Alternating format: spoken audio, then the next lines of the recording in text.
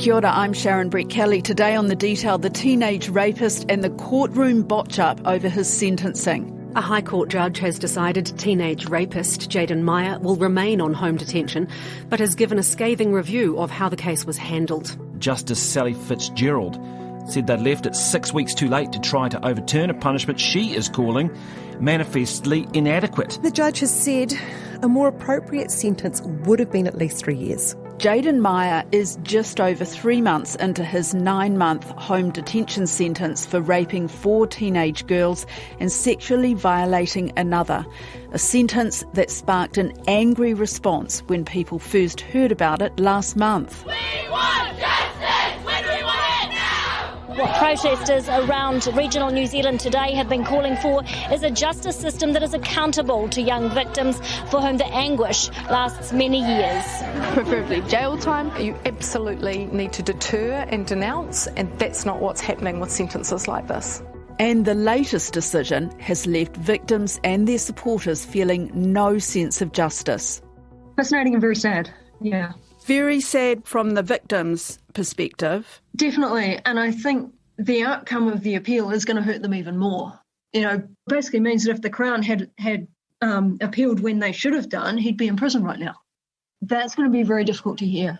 That's Deborah Wilson, Associate Law Professor at Canterbury University, responding just minutes after that High Court judgment on Wednesday declining the appeal application.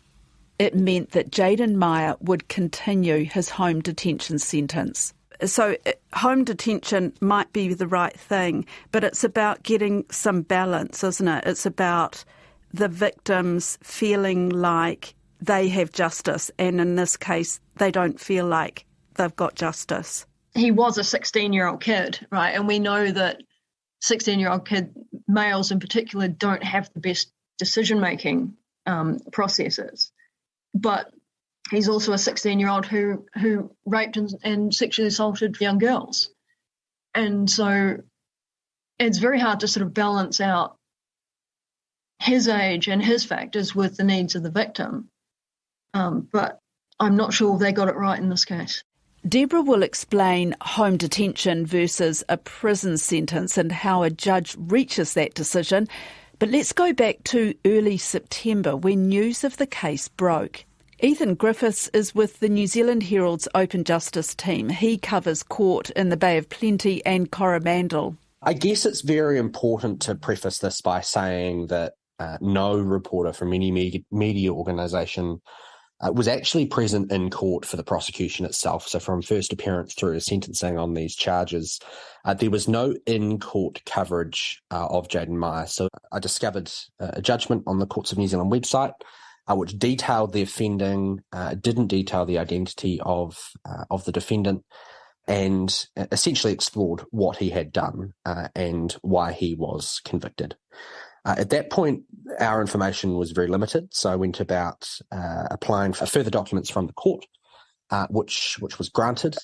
Those documents included the presiding judge's sentencing decision, which revealed the 9-month home detention sentence for the 4 counts of rape and 1 of sexual violation. You say there was very limited information about it when you came across it through court documents. What did it tell you? There was this offender who at that point was unnamed, and he had committed this offending. Was quite brazen offending, I think it's fair to say. At least 3 of the 4 rapes occurred over clearly voiced refusals. So there wasn't any question over withdrawn consent. The sentencing decision landed from the court, written by the Tauranga District Court Judge Christopher Harding.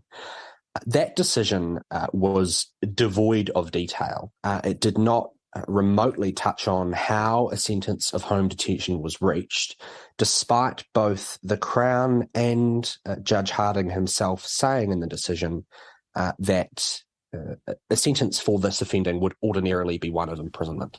Is that unusual to not have a sort of an explanation behind the sentencing decision? Well, a sentencing judgment essentially is a matter of public record when it comes to the circumstances around the offending and how a sentence is landed upon. This judgment All it said was that the Crown had advocated for a home detention sentence of 12 months. The judge landed upon 9 months. The position of defence is not detailed at all, except to say that they advocated for a home detention sentence. And the 16 paragraphs in that decision just details that he was sentenced to 9 months home detention with a further 12 months of post-release conditions. That sentencing took place in July, and as you say, there were no media there for that sentencing. You came across it and you published your article on September the 6th. So up until then, nobody really knew about this case apart from those involved in it. Correct. I think there was certainly among Tauranga's youth, there was sort of an understanding within some circles that this prosecution had occurred, but there was no public reporting of it. Essentially, all reporting was informed, or had to be informed, by what was contained within that sentencing decision. And I do note that 3 months on now, the information that we have around how that original sentence was reached is still not known. Okay, the article comes out on September the 6th. What happened? It sort of grew a life of its own, really. It got extreme pickup on social media. Everyone was pretty outraged. I think it's all I've been seeing on Instagram and social media this week. Particularly from young people in Tauranga, and then sort of went nationwide. I think if you're a young person on Instagram, it would have been very hard to avoid reading anything about this case. From that, some young people organised protests. Thousands of people have taken to the streets in 5 North Island centres today, protesting at what they say are injustices in the court system for young rape victims. We're fighting for justice and our rights. Any of my friends, if they ever went through any of this shit, that guy wouldn't be in 9 months. He would be 6 feet down. One protest in Tauranga 4 days after the story was published, that saw around 600 predominantly young people march along the main street of Mount Maunganui, protesting this sentence specifically, but also calling for an end to rape culture. You went along to that protest. Describe what it was like. This was something else. I think it was interesting in the sense that it was led exclusively by young people, students in Tauranga who, many of which had known Jayden Meyer himself, had gone to school with him, had associated with him, and essentially were responding from their perspective to what was injustice towards the victims. Now, the victims later that day published a piece they'd written themselves for Open Justice, where they said that it felt like justice hadn't been done. In an anonymous article on behalf of the 5 victims, they talk of their unbearable pain suffered at such a young age and how Meyer's actions caused a lifetime of trauma and hurt. They were left to pick up the pieces of their shattered worlds. There were a lot of people there as well who had come, some distance to protest there. There was a lot of older men on their own as well who clearly felt there was an injustice here and led them to, marching in the street. But something else happened that day. Half an hour before that protest began, Tauranga's Crown Solicitor, Anna Pollitt, who was the prosecutor in this case, released what could probably be described as a relatively rare statement for a Crown Solicitor, effectively defending the sentence and explaining that her support for home detention came from the perspective of wanting to ensure that Jayden Meyer had every possible opportunity he could to rehabilitate. Obviously, his youth was very relevant, being 16 at the time of the offending and 18 now. So why the backflip by the Crown Law Office? How did it go from supporting home detention at the initial sentencing in July to filing a late appeal, which was heard in the Rotorua High Court last week? It was a bit of a bombshell when we discovered that the Crown Law Office, the Office of the Solicitor General, became aware of the case the day after the story was published by Open Justice. And it took around 2 weeks from that point for the Office of the Solicitor General to file an appeal against the sentence, which is interesting in the sense that obviously the Crown supported a home detention sentence right the way through the prosecution from the point of conviction. just for the sentence to be, partially served by Jayden Meyer before Crown Law in Wellington deems it appropriate to appeal the sentence. The Deputy Solicitor General, Madeline Laracy, lodged the appeal last week, submitting important public interest factors have not been accommodated by the sentencing process. She told the court it was a substantial departure from ordinary sentencing practice. But Justice Sally Fitzgerald declined the Crown's appeal and said Meyer would continue his home detention, all because the Crown Law Office left it too late, 6 weeks too late. If the Crown had appealed when they should have done, he'd be in prison right now. Deborah Wilson again. She's written a piece for The Conversation about the case. So the sentence is given, and then either side has 10 working days or 2 weeks to appeal. Right, so 6 weeks at a time means that those 2 weeks have gone past and then another 6 weeks. That's one of the things that's so interesting about this case, is that the Crown was basically appealing its own recommendation. Yeah, which is how it gets a bit strange. I mean, as soon as he was convicted, the Crown said, we will not be seeking imprisonment. And then when it's gone to the sentencing hearing, they've also said, we're looking at home detention because that's the best option for rehabilitation. And so the judge actually gave them what they asked for. And then I think the Crown prosecutor's boss has had another look at it and said, no, hang on, this isn't right. And they've made the decision to appeal. Of course, after that sentencing was when the public and the media first heard about it. There was outrage over that sentence. Would that have influenced the Crown prosecutors? I'd be surprised if it didn't influence them a little bit. Mayer's lawyer Rachel Adams told the court the appeal should not be a response to extreme public sensationalist reaction, to which Deputy Solicitor General Madeline Laracy replied that was not the case. You'd hope it didn't influence them too much, because if that happened, then every time there was a sentencing, the public could go out and appeal and you'd have to reopen it. They're very much aware of the protests and they've taken them into account, but I think they would have definitely been looking at the legal factors behind it as well. And you can see that with the appeal decision, right? The sentence was described as manifestly inadequate. So clearly some part of the sentencing process hasn't been followed through correctly. And that's just what Justice Fitzgerald said in her 42-page judgment, that the sentencing judge didn't follow the regular process and lacked transparency. So the normal process would be that the judge would give a starting point for sentence of imprisonment, and they would then sort of move it up or down depending on aggravating and mitigating factors, and then they'd reach a final sentence.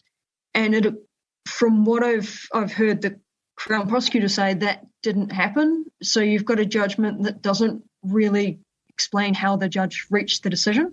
How can you justify a sentence like this in the first place? I mean, I think that is what the public and the people who have protested this sentence, that is what they don't understand.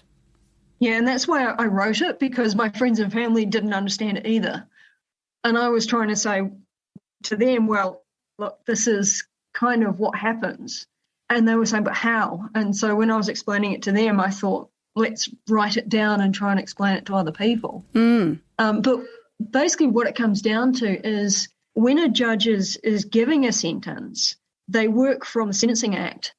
And the Sentencing Act tells them to take into account 9 different purposes of sentencing, right? And a lot of them are inconsistent. So if you prioritise one of the purposes, he ends up in prison. If you prioritise another one, he ends up on home detention. And so it can be very difficult for the judge to decide which purposes to apply in a given situation. Can you talk about what those factors are? Yeah, so there are 9 purposes of sentencing. So some of them talk about holding the offender accountable. So basically making him understand that what he did was against the law and he deserves to be punished for it. Others require him to sort of take responsibility for his actions and to send a message to the community that we simply don't accept those kinds of offences against women. So those purposes suggest that he needs to go to prison for quite a reasonable amount of time. But on the other hand, the judge is also required to look at things like the offender and their need for rehabilitation and reintegration into society, and also the long-term safety of the community. And I think those are the two that the judge chose to prioritise in this case. The idea that if you want this kid to be a valued member of society and never to offend again, then the best thing to do is rehabilitate him so that in the long term the community is safe from him. So it's an approach that sort of ignores really what he's done and focuses on how do you stop him doing it again in the future. The mitigating factors would likely include his age, and he was 16 at the time. It would have to. I mean, that's the only thing that I can sort of see that would mitigate it. The other factors that they look at is, did he plead guilty straight away? And it appears that didn't happen. And right the way through, he was still not sort of taking responsibility for his actions. Did he show remorse? Did he have any diminished intellectual capacity or mental illness? None of those seem to apply. So it really does seem like the only thing is really his age and perhaps the fact that he hasn't been in trouble with the law before. But then given he was only 16 at the time, that's not an unusual thing to meet for someone of that age. And what about the aggravating factors, Deborah? You're talking about things like what the offending involved, that it was violent offending. Yeah, so that's one of the key factors. If it's actual or threatened violence, then the sentence is going to go up. Particular cruelty, the vulnerability of the victims, they were all young and drunk and one was asleep at the time. So those all should have counted against him and increased the sentence. In fact, the judge considering the appeal application did look at some of these factors. Yes, youth and his lack of prior record are mitigating factors. Also, that there wasn't a significant amount of violence involved. But on the aggravating side, there's the age and the vulnerability of the victims and the fact there were multiple girls involved. Is there actual discussion that goes on in the courtroom between the Crown prosecutor, the defence lawyer and the judge over that sentence? Yeah, so basically the prosecution and the defence will both tell the judge what they think an appropriate sentence is, and then the judge will sort of look at those and make his own decision.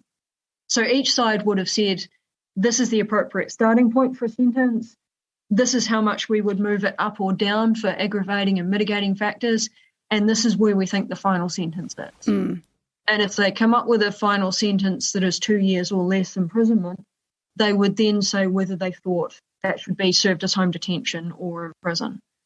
So the judge basically hears the arguments for both sides and then has to make up their own decision as to where it fits. So Meyer is sentenced to 9 months home detention and he has to attend a rehabilitation program. What else? Are there any other restrictions on his life over those 9 months? There are 20 conditions imposed. We're not sure what all of them are. The rehabilitation is a key one. Second, he's not allowed to associate with anyone under the age of 16. He's under judicial monitoring, which means that a judge will check on his progress every 3 months. And if he's not engaging with rehabilitation, then he could be resentenced and perhaps sent to jail. There's also some limit on his internet use because he's already challenged that as being an unfair condition. Mayer's lawyer Rachel Adams said the home detention conditions were extensive and onerous on Meyer and that he has complied with them. I mean, the outrage is understandable, isn't it? Because where does this... The victims don't feel they've been listened to. I absolutely agree with that. They're simply not part of the process. And I think one of them commented that the whole process of prosecuting him was about 2 years for her, and he's not even serving that long as a sentence. So I can completely understand that they don't feel heard and they don't feel part of the process. The thing is that, it's so hard to even find out about cases like this. I've spoken to one of the journalists who actually just came across it as he was searching through court decisions. If he hadn't come across it and published the first story, most people wouldn't have known anything about that. And is that even fair? It's not. I mean, the idea behind justice in New Zealand is that it's open. Yeah, in reality, it's just not. Just as an example, did you know that there were over 400 people on home detention at the moment for sexual offending against children? No. 400. I was quite shocked when I read that the other day. Yeah, and we don't know. We hear about one or two of them in the news. So that was where I said giving Meyer home detention was not out of step with other sentences. But it's something that we're just not talking about. Is it a fair sentence? We've just heard in Meyer's appeal that giving home detention to a sex offender is a manifestly inadequate sentence, but it seems to be one that's being handed down a lot. But how can the victims and their families feel like they have more say in this process? Well, the system needs to change. I mean, they're just not part of the process. They're a witness only, and that's not acceptable to them.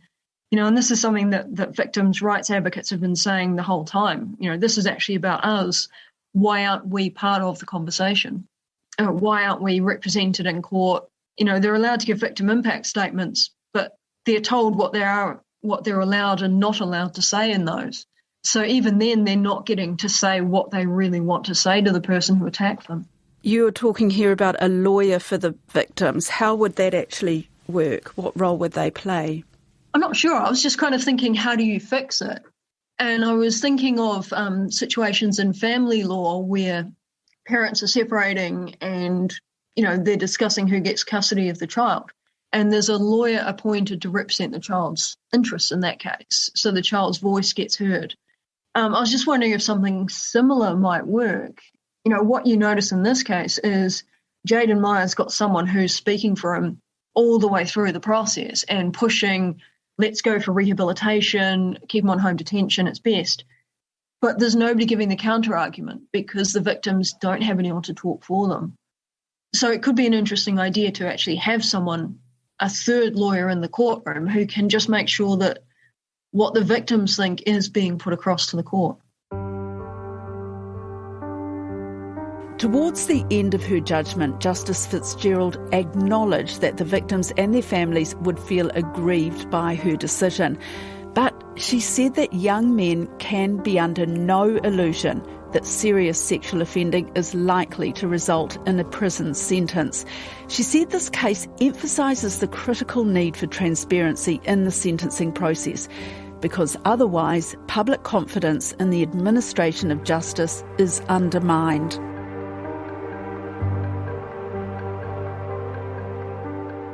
That's it for today. I'm Sharon Brett-Kelly. The Detail is public interest journalism funded through New Zealand On Air and produced by Newsroom for RNZ. You can get us downloaded free to your mobile device every weekday from any podcast platform. Today's episode was engineered by Phil Benge and produced by Sarah Robson and Bonnie Harrison. And thanks to Ethan Griffiths and Deborah Wilson. Ka kite anō.